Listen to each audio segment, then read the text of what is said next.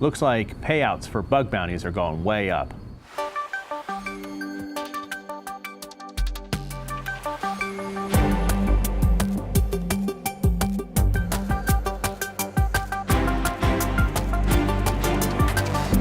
Hey, Manny, I understand that you're looking to make some extra cash with bug bounties. Yeah, I wish. After we go over the story and see how much they're actually paying out, change in careers might be in the cards. Might be in our cards. So this story popped up, and it's specific to a specific a specific company, Zerodium. They're obviously in the name. They go after 0 days, right?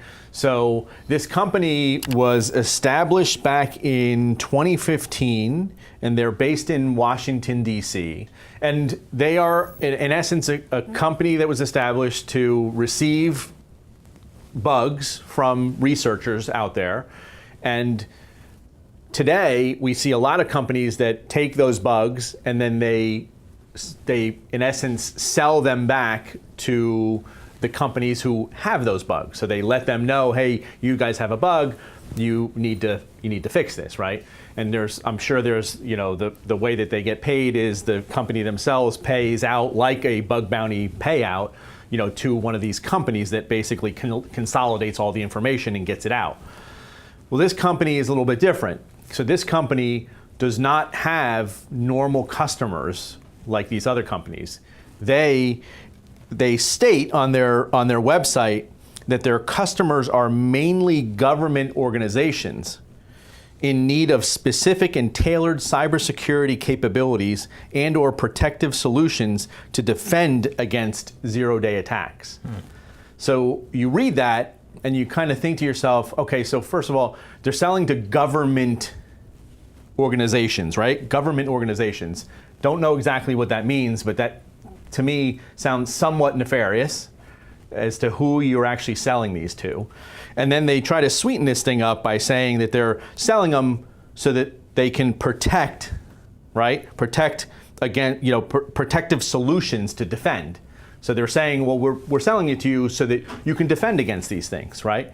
But I think we are all kind of smart enough to know that that's probably not exactly the case, right? And when we start talking about what this story is really about, which is how much they're actually paying researchers for these types of bugs. So back in 2016, for a Apple iOS jailbreak, 0-click with persistence.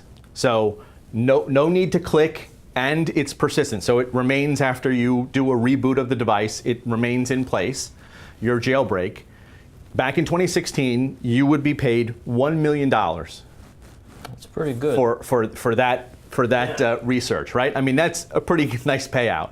Yes. Fast forward to this month in January of 2019, it has now doubled to $2 million. $2 million they will pay for anybody that comes up with an Apple iOS jailbreak. Jailbreak with 1 click and persistence still gets you $1.5 million, right? Up from 1 million before, right? So they're even gonna, break this down even further for you so that you're making, in essence, for these types of bugs, you're getting paid out some pretty big bucks here. So the question, I guess, that comes up when you start looking at this stuff is first of all, how is this company paying out so much money for bugs? Who are they actually selling to? You subscribe and you become part of like their channel, but it's a very exclusive channel. So again, I say, who is it? Who is buying these things? It's interesting, they've thought through, just by the description of the types of bugs that they're willing to pay for, they've obviously thought through exactly what they need. I mean, they're saying 0 clicks, 1 click, 2 click, and interaction without interaction. That's very interesting. Yes, and you're right. Clearly, there must be one of their customers is asking for a very, very specific thing. It sounds like a marketplace, and they're like the market maker in a way. There are plenty of people out there who are willing to be like market makers in order to take vulnerabilities from people who have them and give it to the people who desire them. If there are companies like that out there that are aggregators of vulnerabilities and service this special clientele, that some other companies are going to have to work a little bit harder on their bug bounty programs to make sure that they're competitive. I don't know that they're paying out that much, right? So yeah, you might be offering $2 million for a unicorn, but that doesn't mean there's unicorns out there to be had. And so, there may be, but I would question really what the rate is of them finding those types of vulnerabilities. But there's a world of difference between, a drive-by exploit that they load a web page, take no action, and it roots their device persistently, versus an attack chain leveraging 7 or 8 or 9 or more exploits that you have to put the phone, onto a tether and connect it to USB and then kind of work your way through an attack chain kind of more interactively. But I absolutely agree. There certainly can be and probably are those types of unicorns out there. I mean, they got the price out there for a reason. But I think we're seeing less and less of those in certain areas.